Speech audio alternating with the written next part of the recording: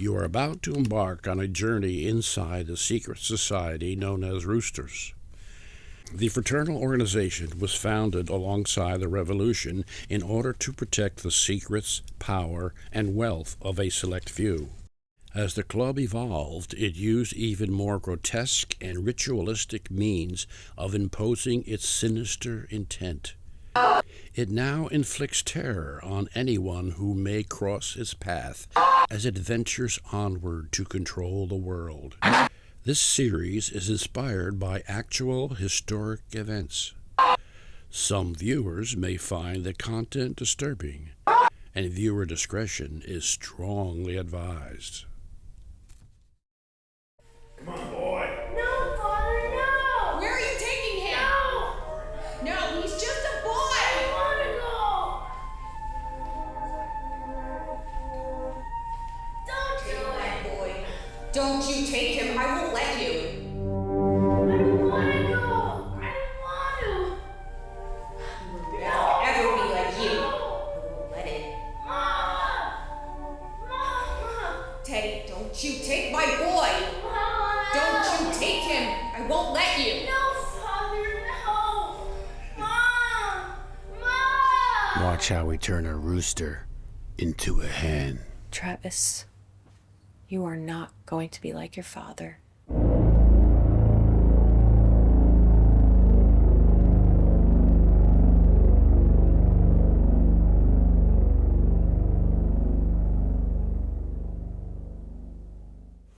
Hey, Teddy.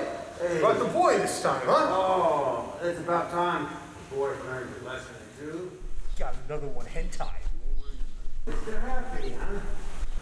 All right. Read it. What did he do? Found guilty of transgressions against the ancient codes of the Roosters, Mr. Happy, you now face a sentencing with possibility of acquittal if you can complete the daunting task set forth by us. All right, time up. Oh, are you gonna hold on tight, boy? Are you gonna hold on tight? What are you? There you go. Good and tight. 8 to 5 in the last 2 minutes. All right. Now jump! What do we bet? What do we bet?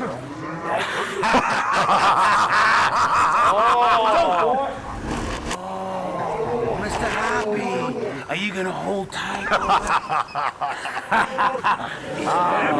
What do you know? 2 minutes. Gonna make 20 minutes? He's not gonna do it. He's not gonna do it.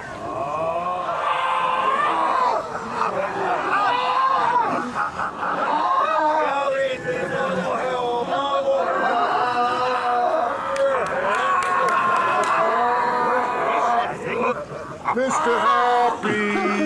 Mr. Happy! Mr. Happy!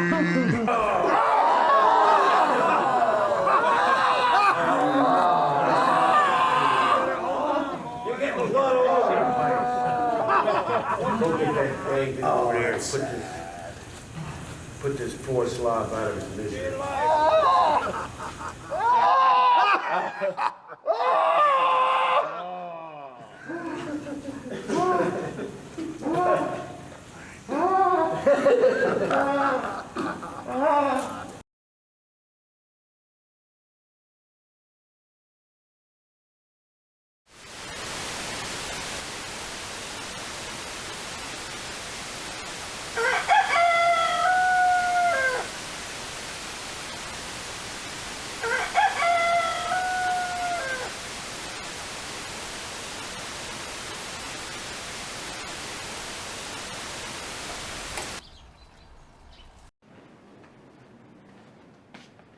Good morning, sir.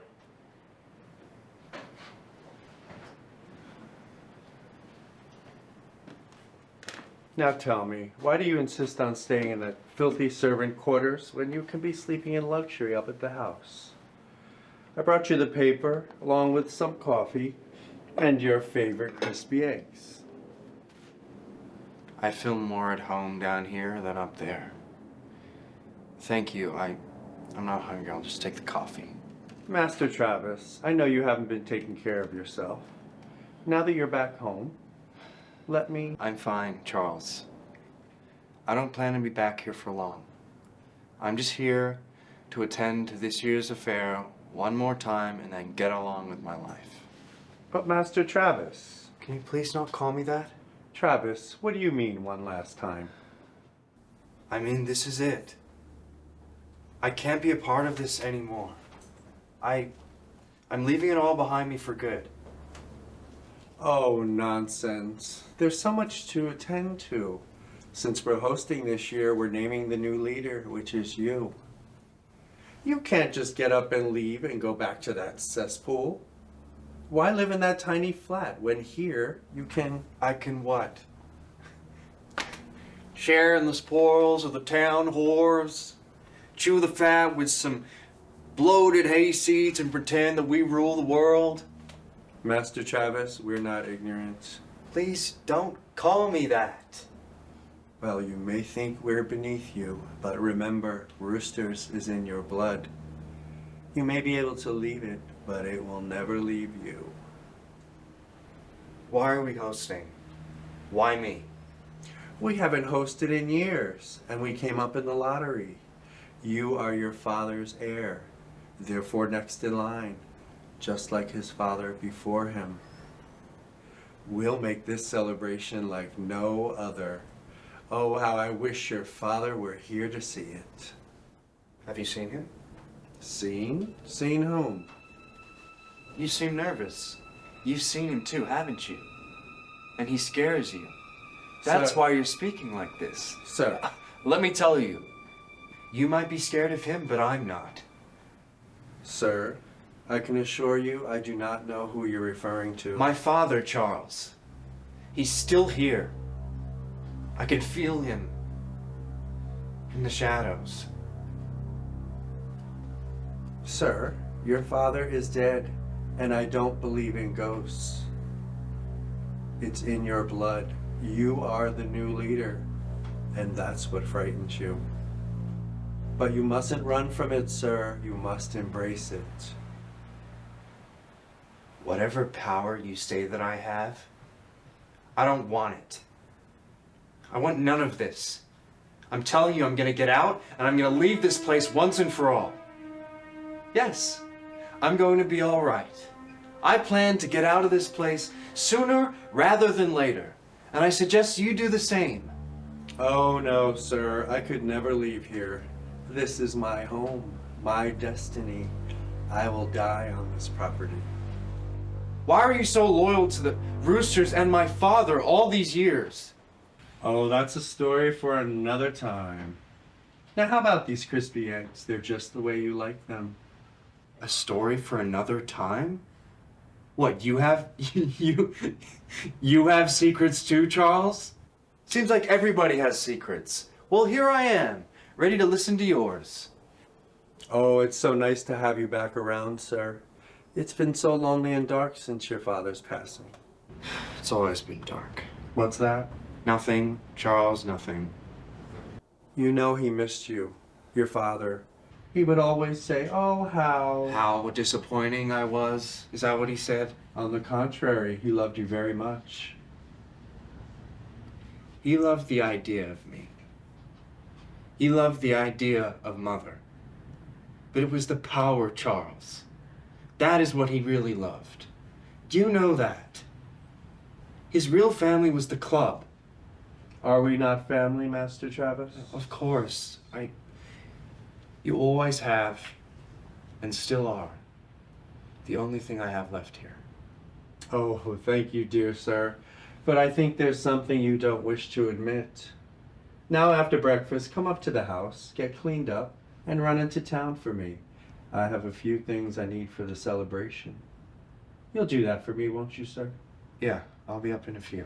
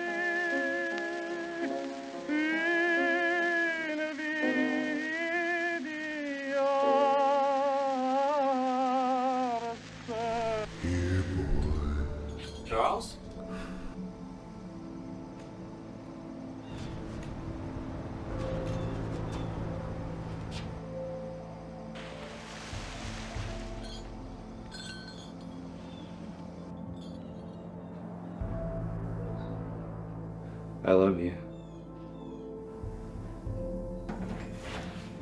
But when I really need you, where are you now?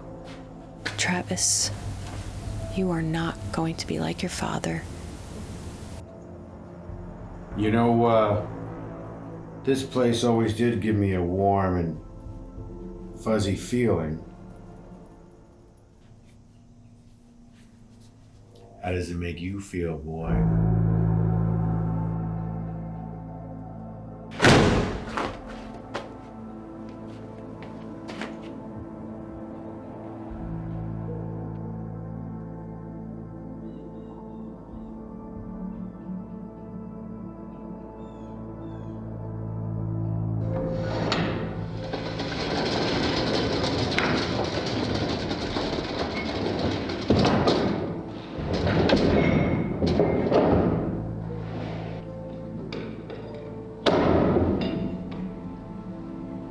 You can't lock me away, boy.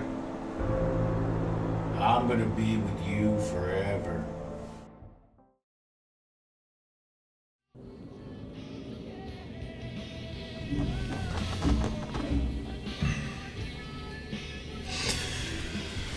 What, how long have we been driving for? Like forever. I don't remember it taking this long. Yeah, it's been a while since we've both been here. Where'd you get this car? My ex. That loser? You sure know how to pick him, sis. Hey, I thought he loved me. Yeah. Oh yeah, he loved you, all right. Loved you and all your girlfriends. Loved him so much he ran off with one of them in that new car you're so kindly still paying for. Oh, shut up. What do you know? Besides, I'm glad he's gone. You know, whatever it took to get rid of him, it was so worth it. You're right. Hey, you know, my Prince Charming awaits me. I'm sure of it. Oh, yeah, well, and he's gonna bring you a big pot of gold and we'll all live, what, happily ever after, right? This segment is brought to you by Blue Ox Wood Products. From custom wood furnishings to fire. So Nan's if it's made out of wood, kind of nuts. Samuel, she's not nuts. Just a little tired is all. Come on out Saturday. And Jeffrey's gonna be there too, right? Yeah, it's just Nan and Jeffrey. To receive a free Man, I haven't seen him for years. From what I remember, he's a top of the hour in time for the local news. He's kind of quiet. Yeah. After Aunt Lottie split, I guess he felt abandoned. I don't know, he was just a kid, you know? Yeah, what happened with Aunt Lottie again? Beats me. I think she went on a trip to Europe or something and never came back. And, you know, Mom always said that she wasn't right after Grandpa died. I guess she just couldn't move on. Yeah, leaving your kid and all. I don't know. His death was ruled a suicide. Watch out! With his own shotgun. What the heck was that? I don't know. Looked like a bloody naked guy crawling across the street. No, it was a big dog or something. I don't see it anymore now. Disturbance reported out on Old Rattlesnake Bridge Road. Police were called Wait, to what'd he say? investigate possible screams. Rattlesnake but Bridge? nothing was found. Officers say it was probably just deer or raccoons. Oh man, I swear I saw. Rattlesnake Bridge, that's Nan Street. Well, the clock on the wall says great. It's almost time for the two Fords to drive by. Come on, So let's get out of here. back Our to turn the is just up music, ahead. shall we? Oh great, yeah. Let's take the express train to Creekville. Why not? Hush up. Stay cozy. The best darn music you've ever heard. WKDK 12.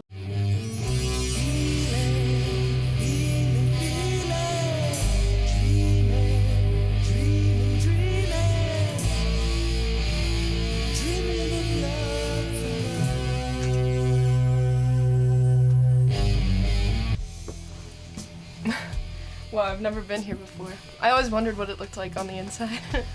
It's a lot smaller than I thought. Not so famous Golden Lion. Can you believe this bar menu? Have peas and ketchup as an appetizer. Oh, peas and ketchup, that's a thing around here. Oh my gosh, I remember we used to sneak in through the back to go to the drive-in movies. Oh, I remember that. There was like a little train track and some rusty old swings. Yes, I remember. Me and Sissy used to get some of my grandma's moonshine and we'd have a night of it at the movies. Sneaking through the fence. I remember there was like a little bench there on the way to the canal, and I could hear the frogs. I mean, I can still hear them. Creepy. I haven't seen Sissy in a while.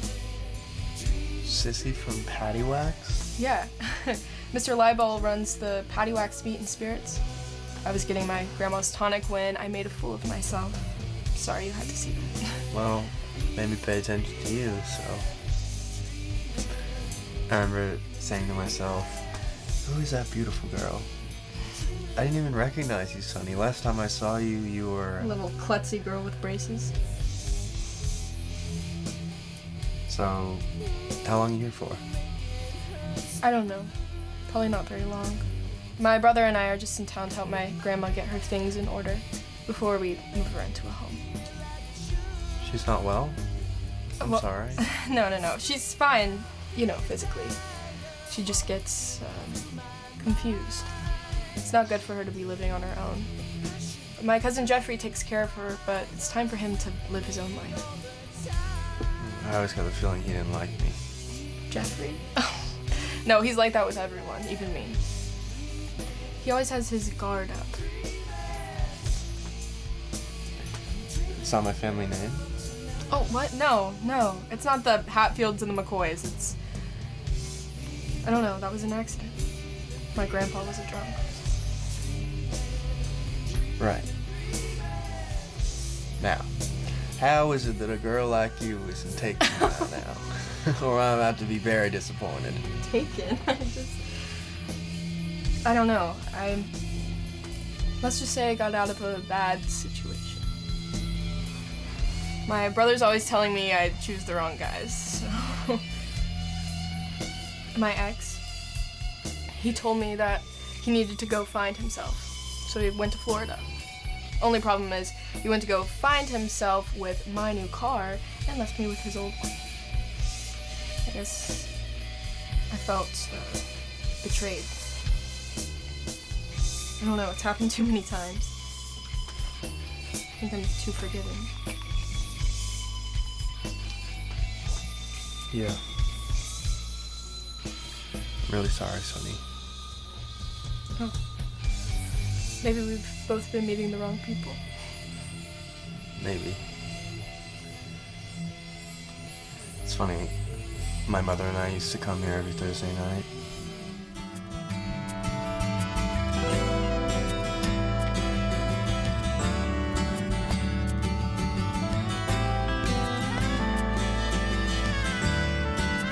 Oh, where's Teddy tonight?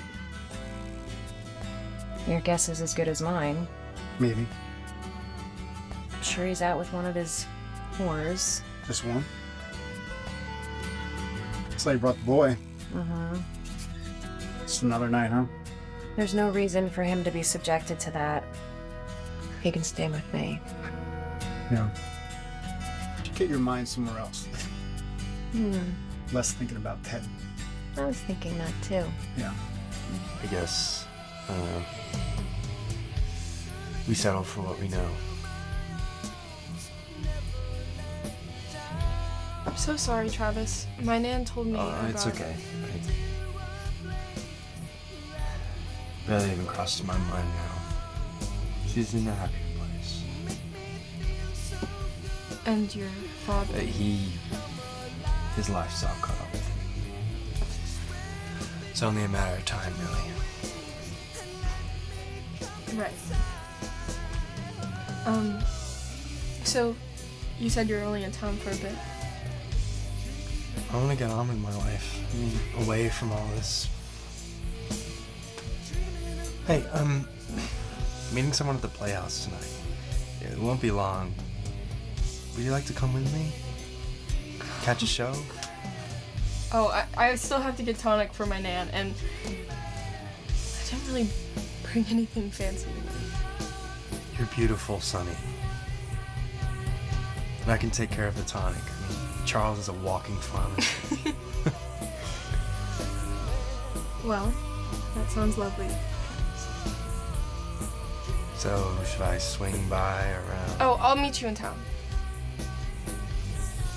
I get it. Your nan probably wouldn't approve. No, it's not that. It'll be better this way, just trust me. I'll meet you by the old clock tower. Today. Now, shall we actually try some of these peas and ketchup? Yes, let's.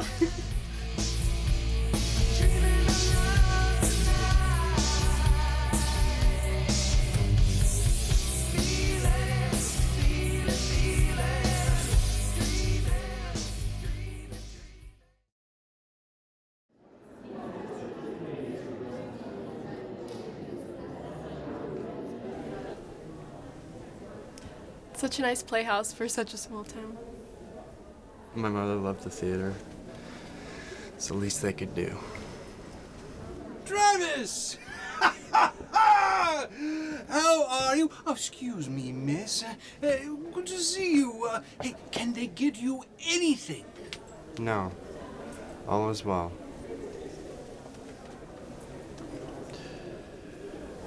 Mr. Mayor, this is Sonny Wilks. Wilks, did you say? Yes, I remember you. Look at you, all grown up. And how is Grandma Wilks doing? Oh, she's doing okay. Thanks for asking. Sonny's taking care of her. That's why she's in town. Oh my, is she not well? She's fine. We're just getting her ready for a long-term care. Don't underestimate that bird. She's a strong woman. She'll be fine. Now, Travis, are we still on schedule? I haven't gotten any updates in a while. Do you need anything? No. Charles has everything under control. Right. All right, my good man. Very well, very well. Well, I must be off. Good to see you, and do send my deepest love to your grandmama, won't you? Yes.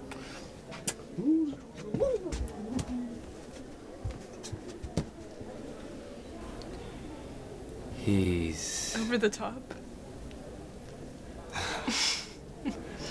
Sure. So this playhouse is yours. Glad you came.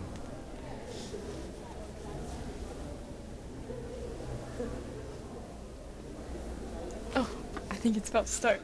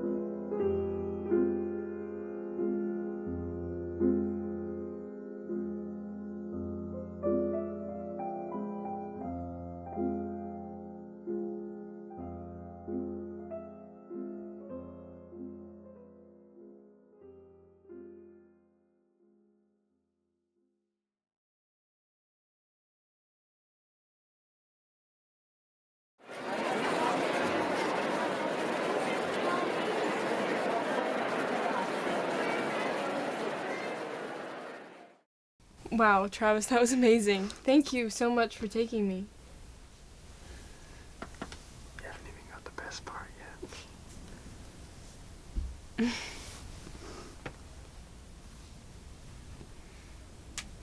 Shouldn't we get going?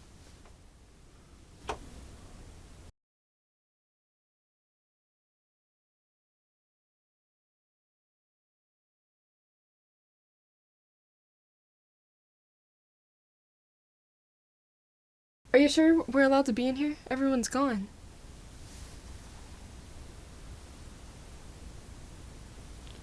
Can I tell you something? Sure.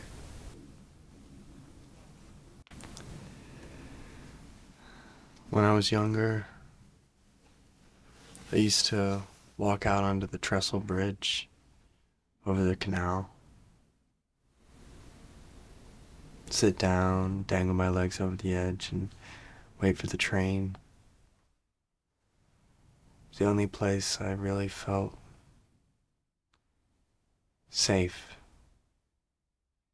There and here. An empty theater? I used to fantasize about getting on one of them and riding off into the night. Where would you go? My mother and I used to paint together when I was little. She was obsessed with this one painter, French painter Monet. His fascination with the natural world. I can see her watching me, brush in hand, botching a water lily. That rare glow, like she could live forever. She didn't even get to see my graduation.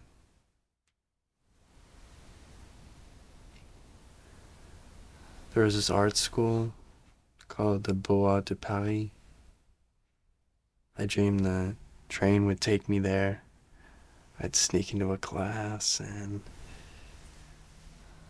it was her dream too. Once. If it wasn't. I'm sorry, I'm not even making any sense. I'm probably boring you. No, it's a beautiful dream, Travis. I hope you get to go one day. Come with me.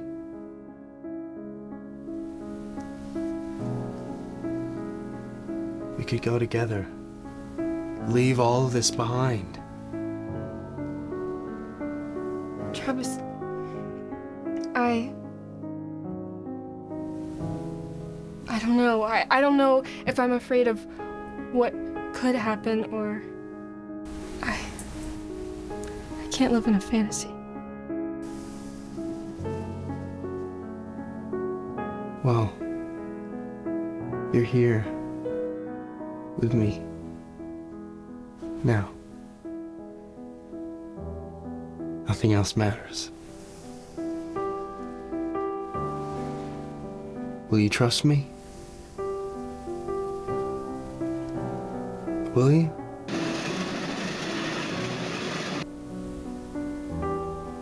Will you trust me? Yes. Will you trust me? Yes. Will you trust me? Yes. Will you trust me? Yes. Travis.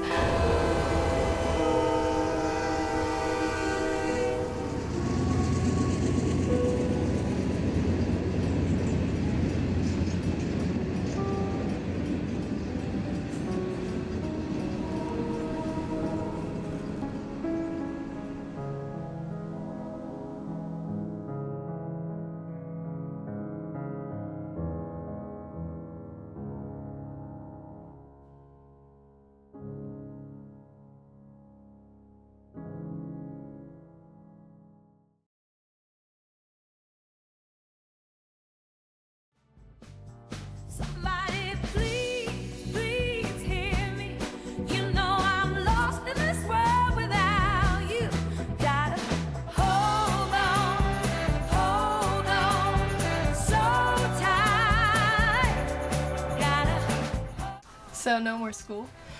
No, it just wasn't a good fit. Not with, my mom and everything, and Uncle Dick hasn't been the same after his head injury. Oh. I figured my place was here so I could look after everyone and take care of the shop and all that fun stuff. God, life is just full of tragic stuff, isn't it? Yeah, but you know what? As strange as it may seem, this place kind of feels like home to me, so don't ask me why. But anyway, how long are you in town for?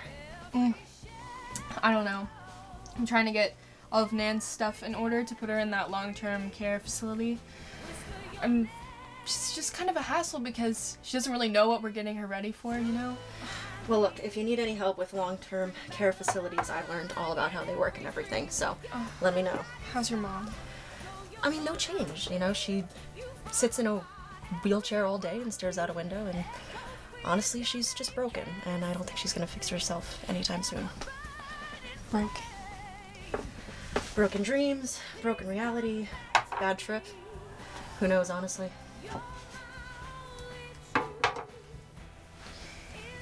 Well, you got any good news? Well, actually, now that you mention it, I've got a good batch of shine back at the shop, so I figure maybe we could do like old times. Drink into the night, watch a movie. No way, they still play movies here? We can make our own. That sounds wonderful, but I can't tonight. Oh, come on, your grandma's got to go to bed at some point.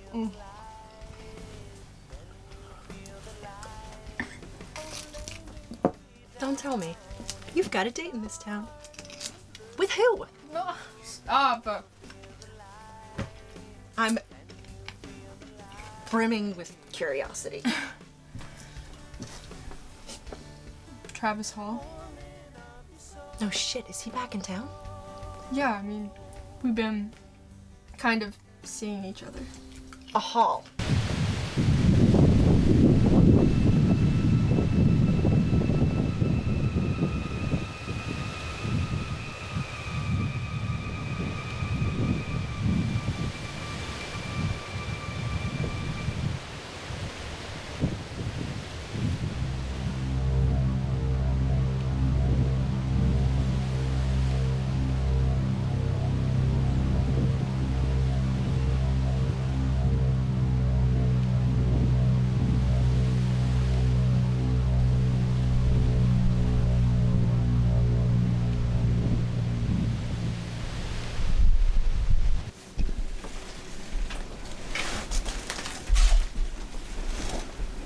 What do you want? Looks like you're getting smitten with that kitten. Aren't you, boy? You planning on leaving this place? Going to live happily ever after, are you?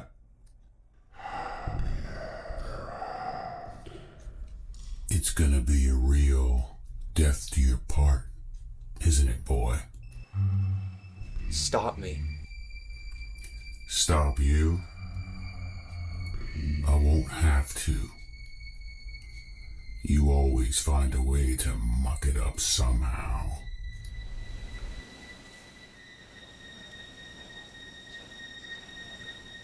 You stink like shit. What's that thing chained around your leg? It's not what. It's more like who. The thing about death to your part, it's a farce. 'Cause apparently, the old ball and chain is still with me. The old ball and chain. You're fucking crazy. That's not my mother. Why not? Because she's dancing with the angels. She killed herself. Remember, boy? At least that's what the report said. Your mother is now condemned. It was because of you. You did it. You did this to Mother. You mean you did this, don't you, boy?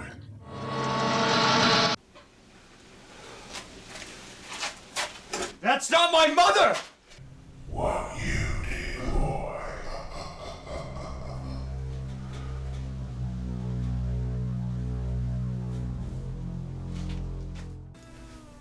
If that's true, I would run right in the other direction. I mean, what do you mean? I mean, he's so nice and he's different from anyone I've Oh, ever he's met. different, all right. That entire family is different. They're all fucking nuts. Every single one of them, even Travis. What do you mean? I mean, he's been through so much tragedy in his life. And... Yeah, that he caused. What do you mean his mom accidentally killed herself by... Listen, they found her, like, burnt crispy bacon in the bathtub. And I don't know about you, but I don't know a whole lot of people that accidentally get drugged up and accidentally take a bubble bath with a toaster. And they say that Travis did it.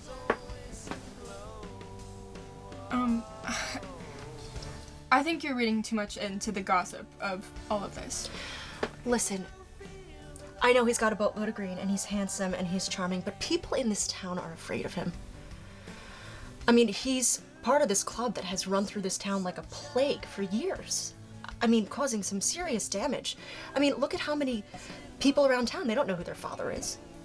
I mean, this guy is bad news. And listen, I might be biased because of what they did to my mother. I mean, they told her she was going to be some big Hollywood movie star with all these movie deals and whatnot, and they used her and passed her around, and look at where she is now.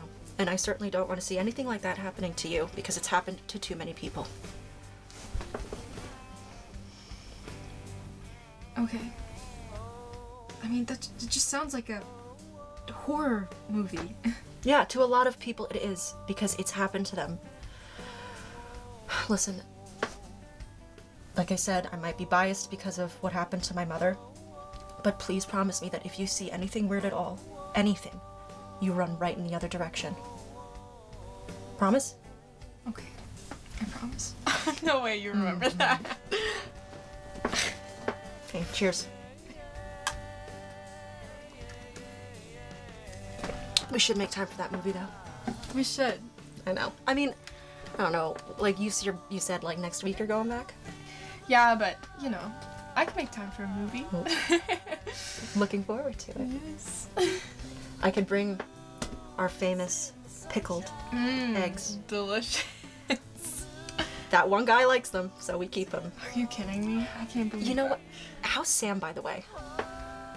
Oh my gosh. I think him and Jeffrey went to the catfish hole, but I'm just glad he's not, you know, breathing down my neck, as always. Oh, yeah. Yeah, he was always really good at that.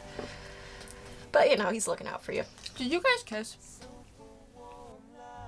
Yes. Just once. Just I once. knew Just it. once. Just I once. It knew was just it. once. I knew it. It wasn't good anyway. It was kind of weird. My brother.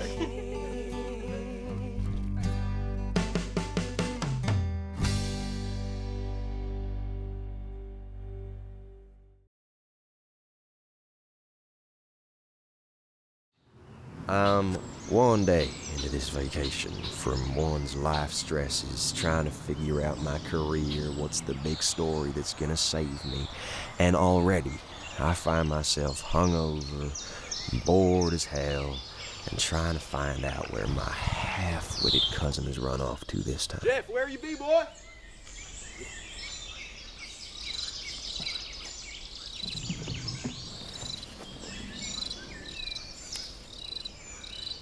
What the hell's going on here, Jeffrey? Is this your pole or some other fool wandering where he shouldn't be? Dang. This is catfish bait for sure. Yep, definitely Nan's. No one else makes it good enough you can eat it yourself, but... So why is all this stuff displaced here, no, Jeffrey?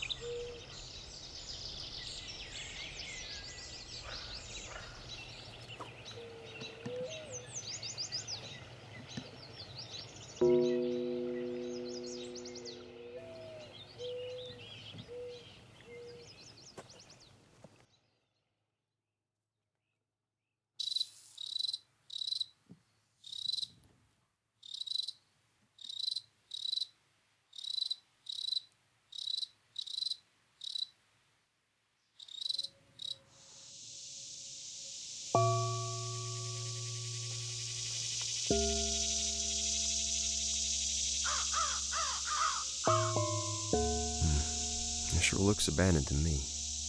I don't believe any of that stuff anyway. He thinks there's money hid in one of those buildings and that SOB went in to try and get it. Damn fool. I should leave him in there. I really should. Of course, Nan wouldn't forgive me if something happened to him, if fell and broke his ankle or something. Well, then again, neither would Sonny. Jeez.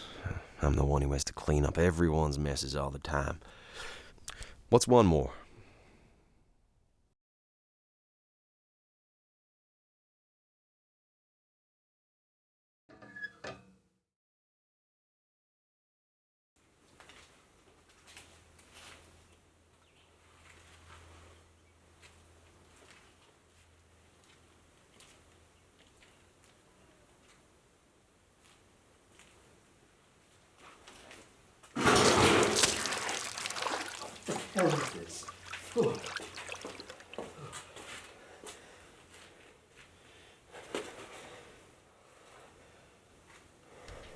Well, let's just say I've seen my fair share of disembodied animals before.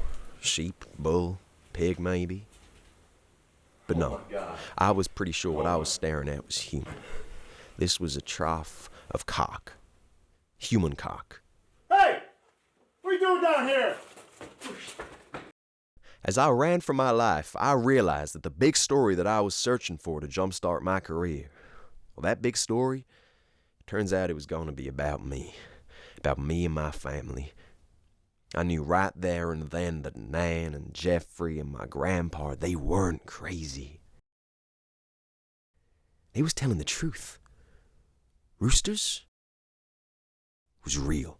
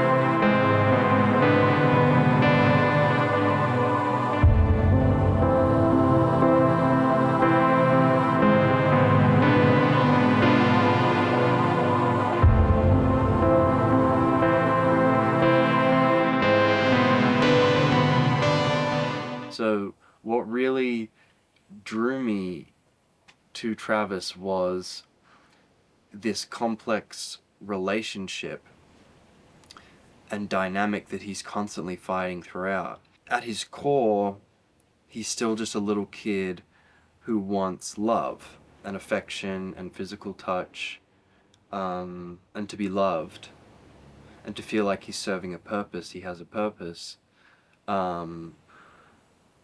But then, you know, he has all these things that he's dealing with. He has the grief that he's dealing with the loss of his mother, and also the loss of the falling out and the aftermath of losing his father as well, because it was such a big presence in his life, no matter how positive or negative it was. And so there's this constant back and forth that when I was reading it, I was like, oh, I know this. I know this, and I really want to explore this within my person, within myself. And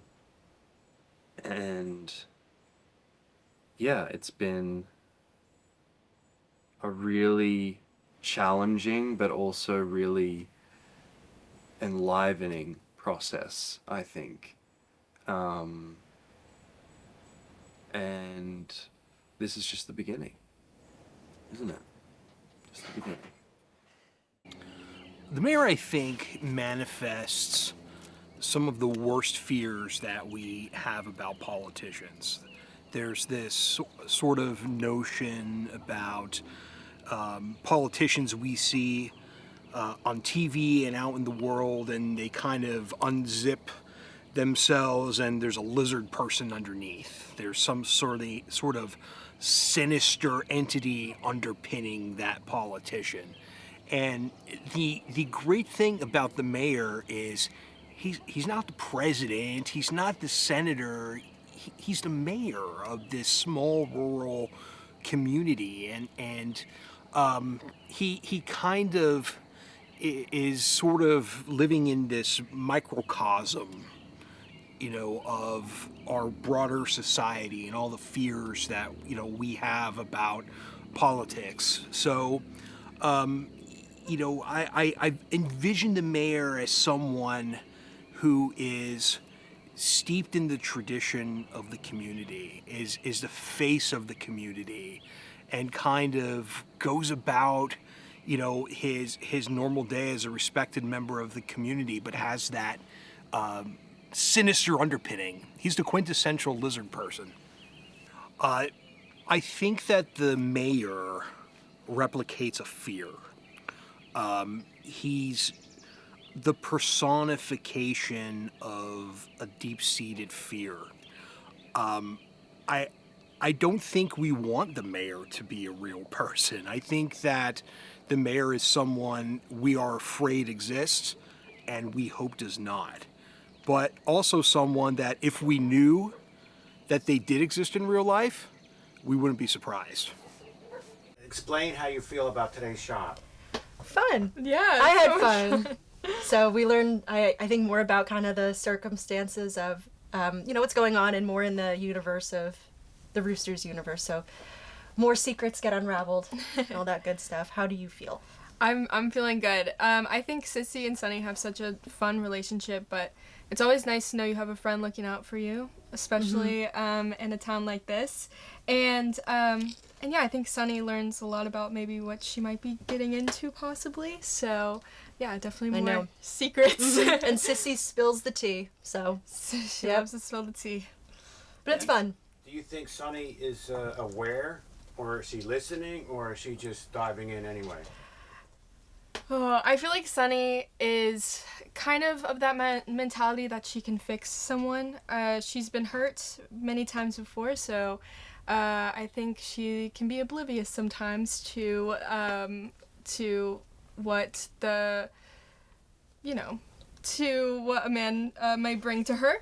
But yeah, I think, you know, the story that Sissy tells Sonny is something that is really important for her to know. Especially going forward in the series. So, yeah. And Sissy, what do you have to say about everything? I'm keeping secrets, so I don't want to say too much. You but obviously have secrets. I have many There's secrets. something going on with Sissy. Yeah, but I actually would agree, you know, with even that question. And I think that from Sissy's perspective, they've been friends for such a long time, and Sissy certainly doesn't want to see her hurt.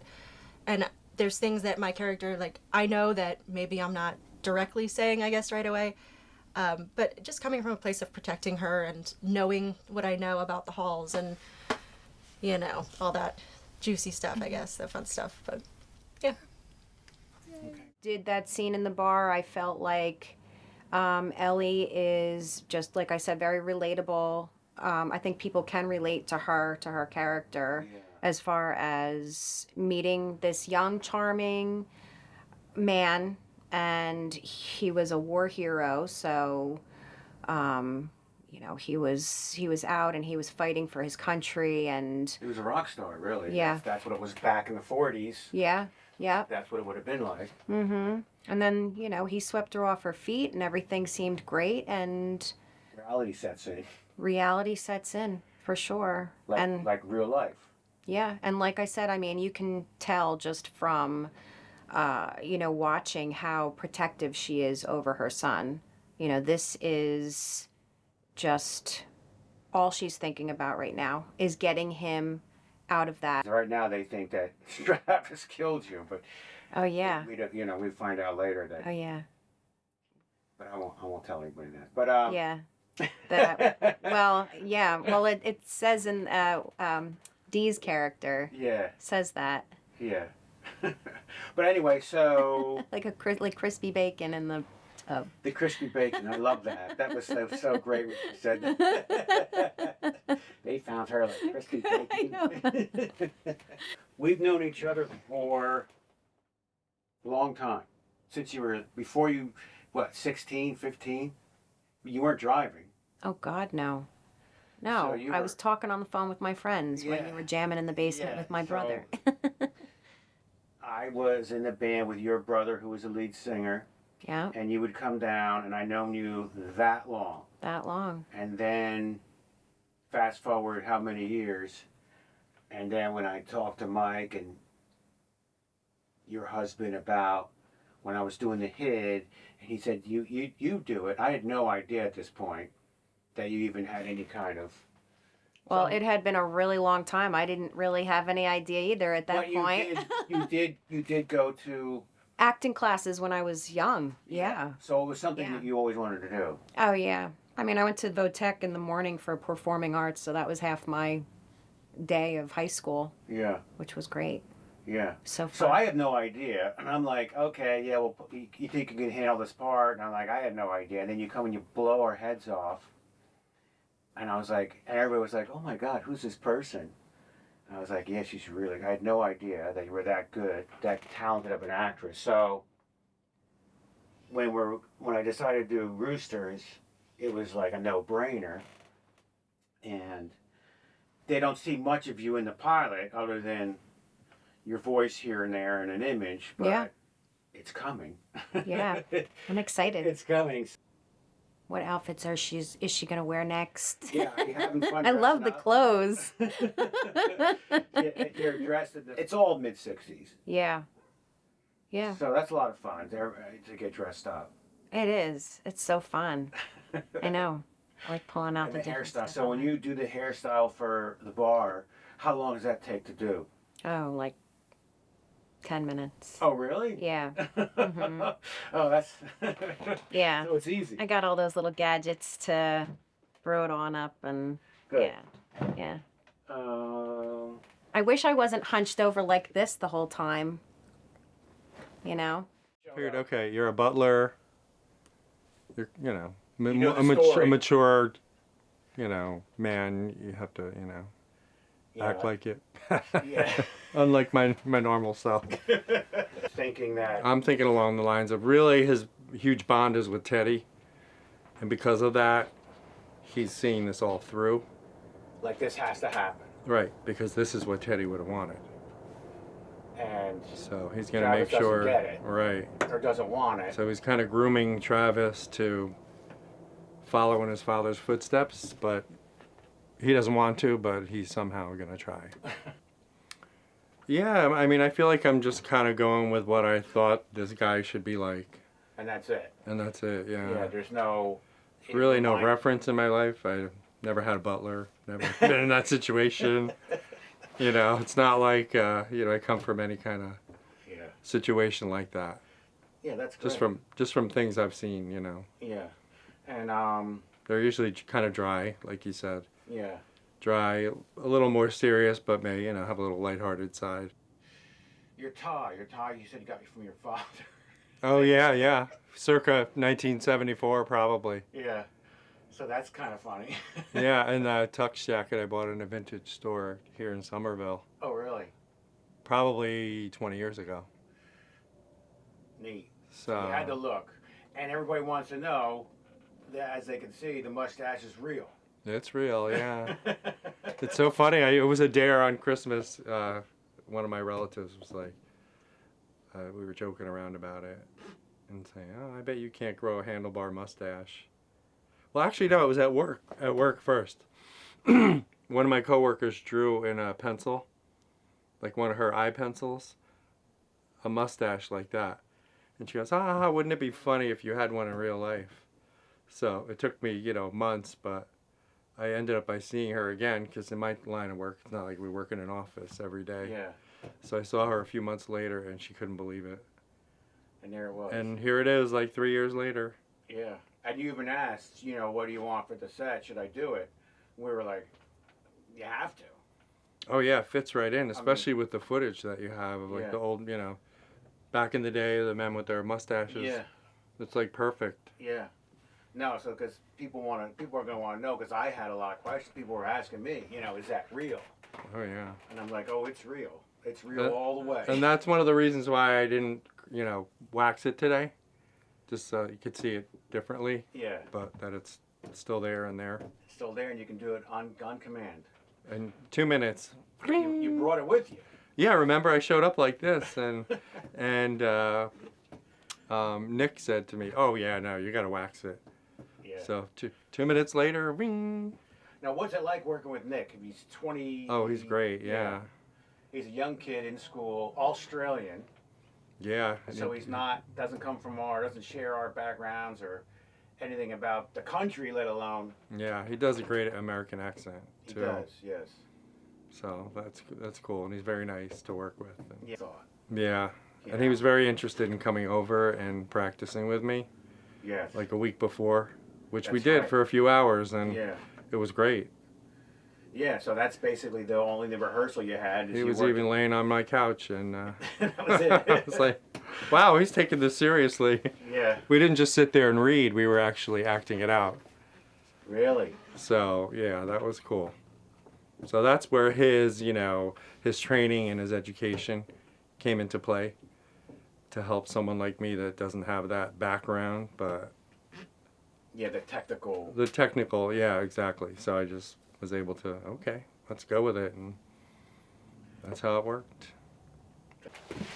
Ask questions. How does it feel to be in a movie with your dad and your grandfather? I mean, it feels great. I mean, I've been doing lots of his movies, so it's like, it's not very new. It's not a very new experience for me, but I always love doing the movies and seeing myself on camera. You like seeing yourself on camera? Yes.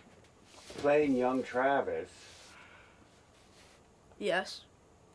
What do you bring to the role? What do you think about when I say action and you're in character? What are you thinking about? I'm just thinking about what it's gonna look like on camera. Like, I try to do the best thing that would look like on camera. Like, sometimes I would intentionally mess up for a blooper, because I always like the movies where there's some bloopers. So I always do bloopers during my sets. You do the bloopers on purpose? Yes, I do bloopers on purpose. Do you think you're going to become an actor, or is it something that you might pursue, or what do you think? I mean, I don't really know my future. I mean, I like sports more than anything else, so, I don't know. I mean, I'll probably keep doing my dad's movies. I'll probably keep doing Roosters episodes for however long that lasts, but I don't know. My decision is unknown. That's good. Okay, we're good. We're good. That was so funny. I wrote Roosters 30 years ago. It was a dream I had. I don't know why. I dreamt it. I had a connection that knew a big Hollywood producer at the time. So I put it together, I sent it out, and I got it back unopened with a letter saying they couldn't read it because of legal issues or doesn't accept unsolicited material, something to that fact. Anyway, so I forgot about it and threw it in a box, and that was it. Fast forward 25 or so years later, my father was putting out a bunch of books. He's an author, and I just got done putting on a musical, looking for something to do. He said, well, why don't you put that book out that I wrote? And I was like, what? Oh yeah, Roosters. Well, I think it's in a box somewhere. I mean, I don't have it, but he was able to find an old floppy disk of it, made it somewhat coherent, and put out the book. I believe that was around 2015. Then a year later, he was turning a lot of his things into scripts.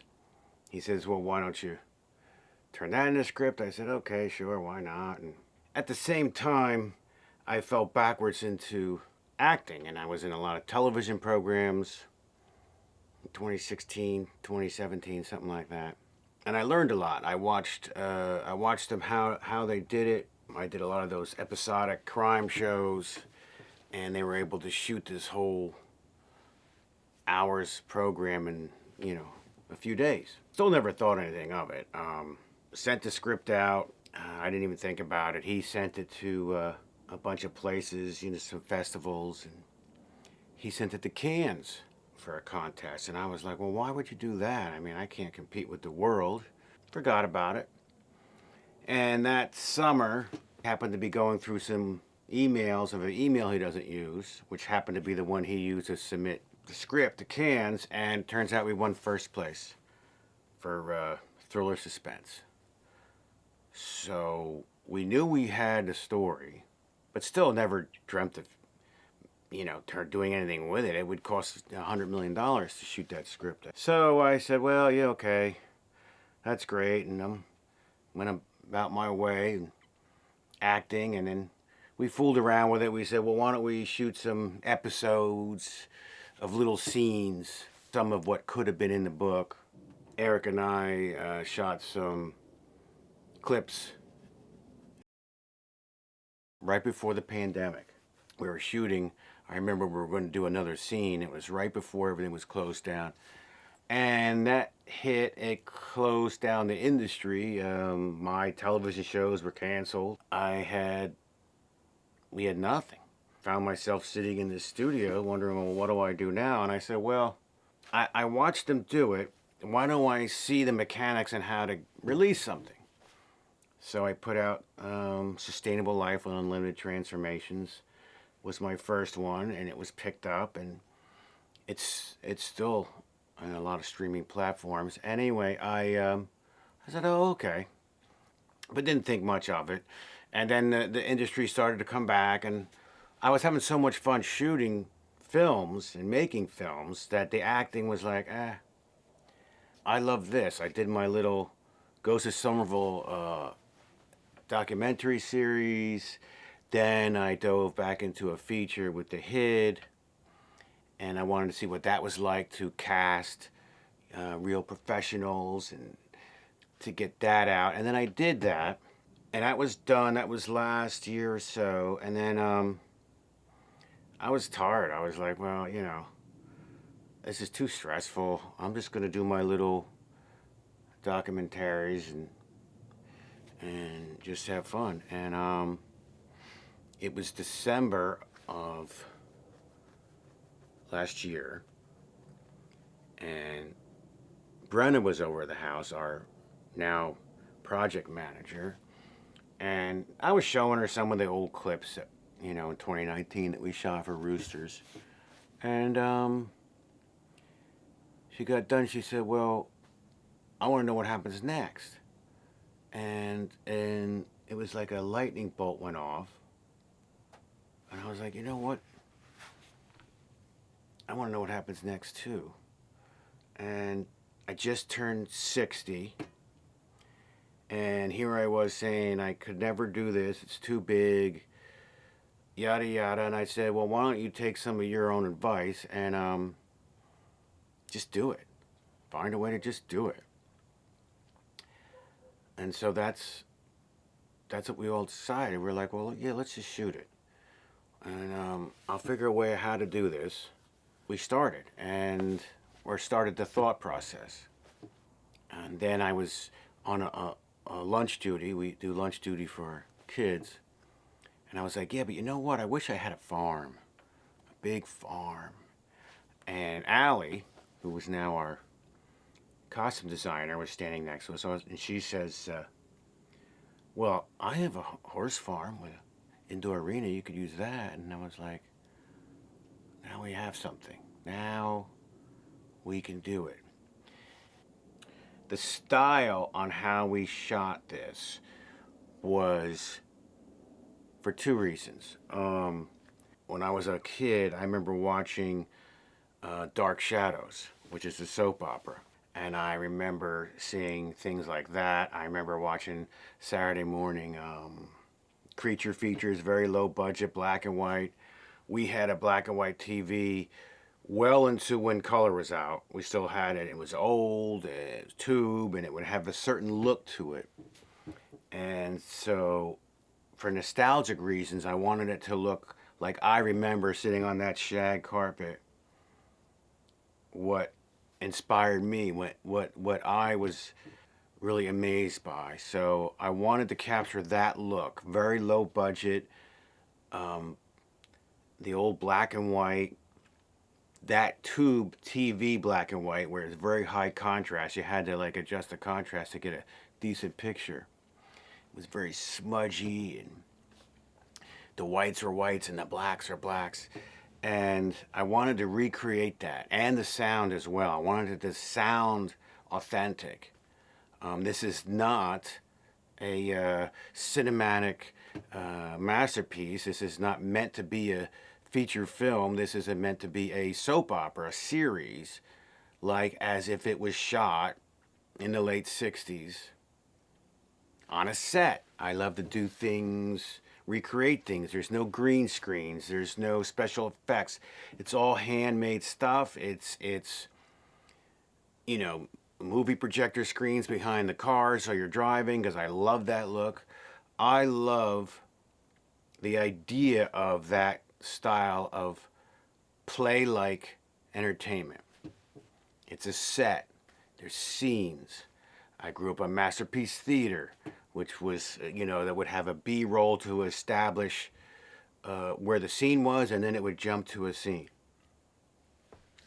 That's the purpose of it. This is what I wanted. This is on purpose to make it look like this. And the side effect to that is we get to do this very cheaply. We shoot with multiple cameras. A minimum of 3 cameras are rolling at once. So everybody has a camera. They can act to each other like they were on stage.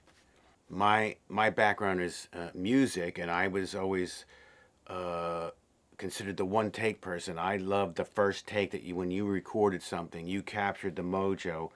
I don't like to sit there all day and get things perfect.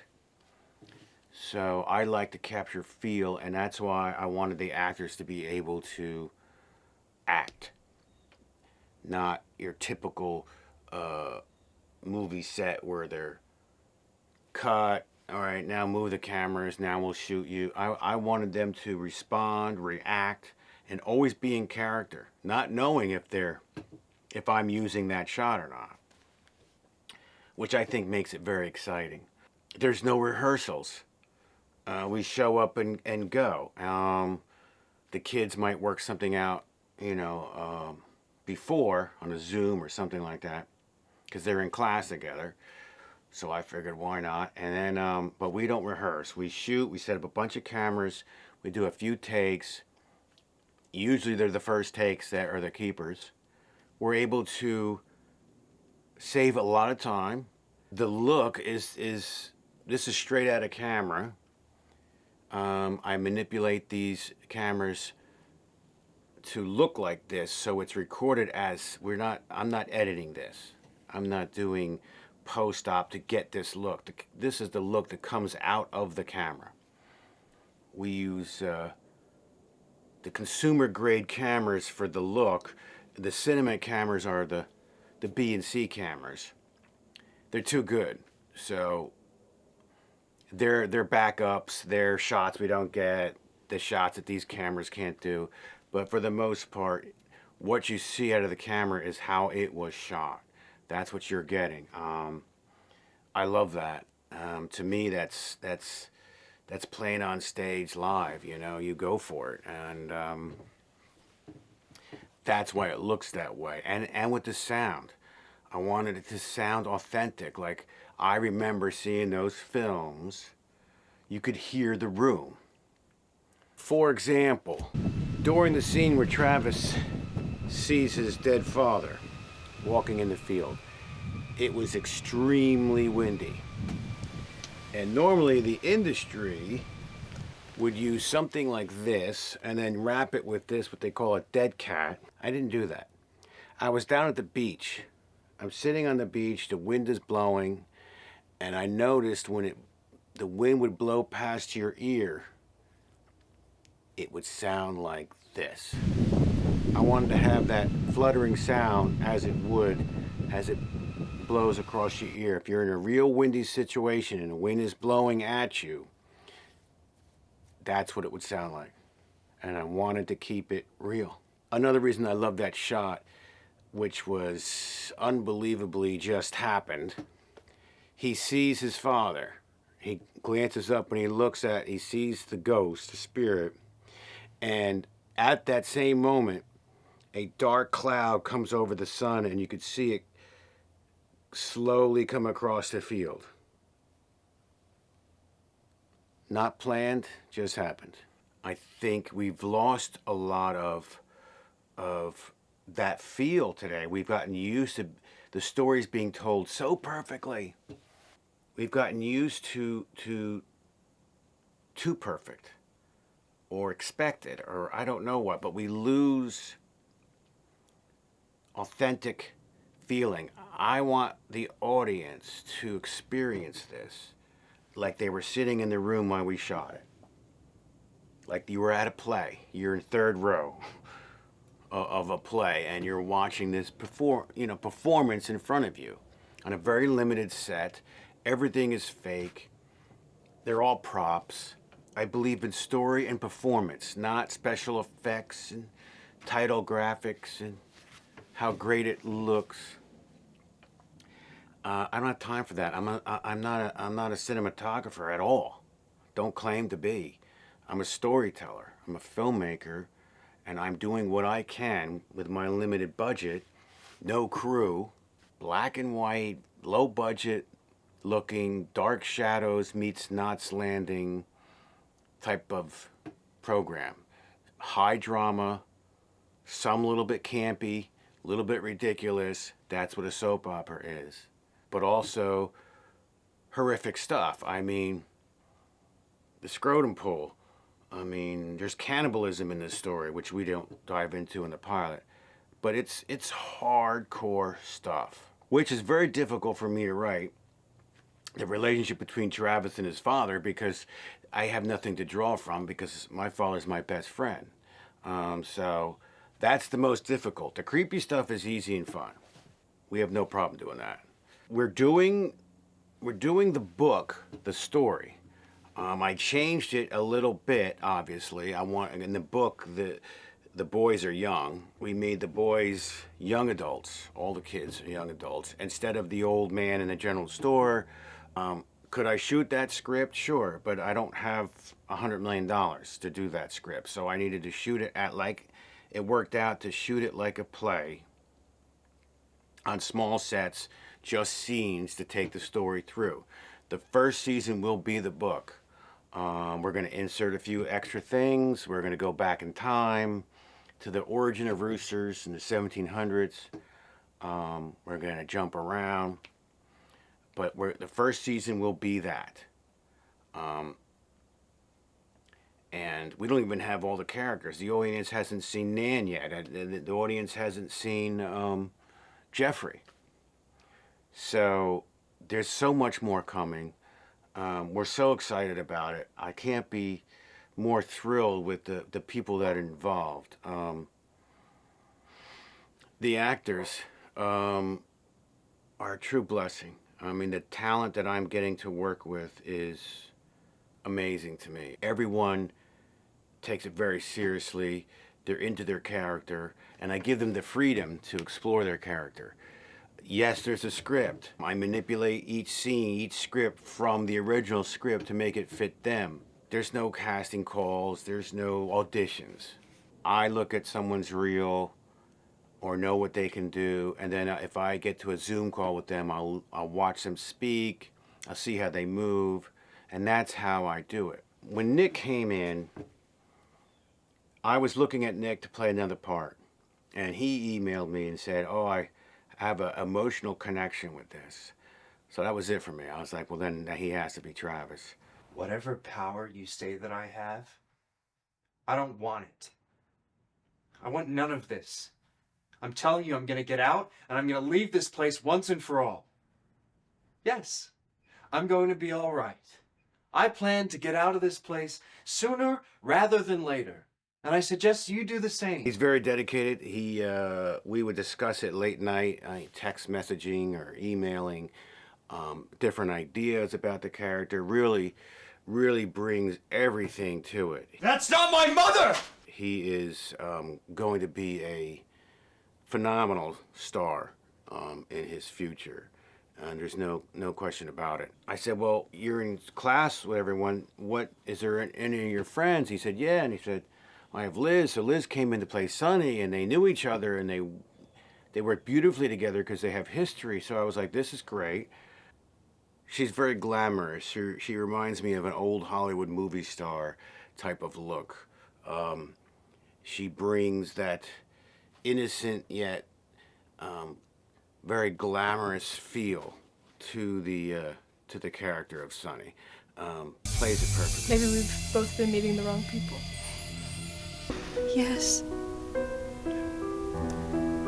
Travis.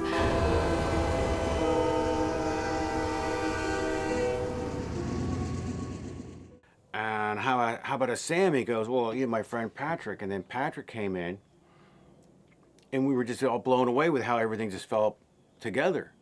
The first scene with Liz and Patrick, I have no idea what to expect. Patrick is English. He's got this thick English accent, British accent. And I said, I don't know how I'm going to write this character. And he said, well, I could do a Texas accent. I'm like, well, okay, we'll see what happens. Shows up, monitors on, mics are rolling. And they just blew us out. We're all standing around like, oh my. And that's when I also knew when he was speaking, I was like, he needs to narrate this, at least part of this, because it was that good. That loser? You sure know how to pick him, sis. Hey, I thought he loved me. Yeah. Oh yeah, he loved you, all right. Loved you and all your girlfriends. Loved him so much he ran off with one of them in that new car you're so kindly still paying for. Oh, shut up. What do you know? Besides, I'm glad he's gone. You know, whatever it took to get rid of him, it was so worth it. You're right. Hey, you know, my Prince Charming awaits me. I'm sure of it. Oh, yeah, well, and he's gonna bring you a big pot of gold and we'll all live, what, happily ever after, right? And it's all been a surprise. I don't really know what to expect. When Allie wanted, she said her husband wants to play the mayor. Okay, well, the mayor's a small little part in the book. What can happen? So he shows up on set and he just blew my mind. He is phenomenal. He could have his own horror show. I mean, the mayor. Oh my, is she not well? She's fine. We're just getting her ready for a long-term care. Don't underestimate that bird. She's a strong woman. She'll be fine. Hold on tight. What are you? Very good and tight. He's that good. Linda, of course, which I was in the head. Something's different. I don't know what it is. Something feels really different, though. Super talented. I knew immediately she was going to play my wife, which we don't see much of her in this pilot, but it's coming. Dee, who plays Sissy, was also in the head. Hopefully, like, if you want to just, like, stay tuned, I'll be trying to give as many... We improvised a lot, and it really shows her talent. They found her, like, burnt crispy bacon in the bathtub. And I don't know about you, but I don't know a whole lot of people that accidentally get drugged up and accidentally take a bubble bath with a toaster. And Mike, absolutely beautifully. I mean, I couldn't even explain how to play this butler of the secret society in 1974 for a creepy, campy soap opera. And he shows up and just does it, and the handlebar mustache is real, and he just plays it exactly how it should have been played. There was no direction. I just let him go. Well, you may think we're beneath you, but remember, Roosters is in your blood. You may be able to leave it, but it will never leave you. And it's a real thrill to have my son and my father part of the project. My son, who played Billy Shire in The Hid. Open the door, Marla. Billy? Marla, open the door. And now he's playing young Travis. We're having a lot of fun together doing it, and have my father to play 2 parts. He's Jerry Harwood, the radio announcer. He's also going to play Judge Kinderman, which was actually a character from The Hid, but I like to intertwine things. And he comes to a gruesome demise. We make him into a scarecrow, but to have my family involved is a real pleasure. That's why I've been blessed with all of these fine, superb talent that I couldn't dream of. Everybody puts in their part, and that's how I treat this. It's always a rock and roll band to me. That's the way I've always been. It's always very tight. I trust everybody. They trust me, and we have a lot of fun doing it. And we just flow. We just go with the flow. If something changes or somebody drops out or can't do this, how do we do this? Okay, well, we'll do it like this. You know, every step of the way, it's like we were going to shoot this, ended up had to do it like this, and it came out so much better. The train scene was supposed to be, it was so hot we couldn't do the location. It was so hot we could not use the arena because the horses had to be in the arena. It was during the heat wave, summer. So I was like, well, how am I going to do it? So then I decided to make it more of a dreamlike thing, and that they stay in the theater together on their date, Travis and Sonny. And I love it. It's spookier, it's creepier, it's more psychological, and I really love that. I love to just give little tastes of what it could mean. That's kind of the way this whole thing has happened. It could not have happened without the help of everyone involved. And definitely could not have happened if it wasn't for my father pushing me to write the book in 2015 and pushing me to put the screenplay out. And so a lot of magical things came together to finally get Roosters off the ground. We could really dive into what really goes on around us could be Roosters. And what was inconceivable when I originally wrote this story 30 years ago, now is not only can happen, I think it is. So, welcome to a new kind of rock and roll band, Roosters.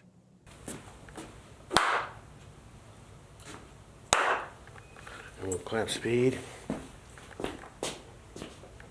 Ready? Yeah, we're in action.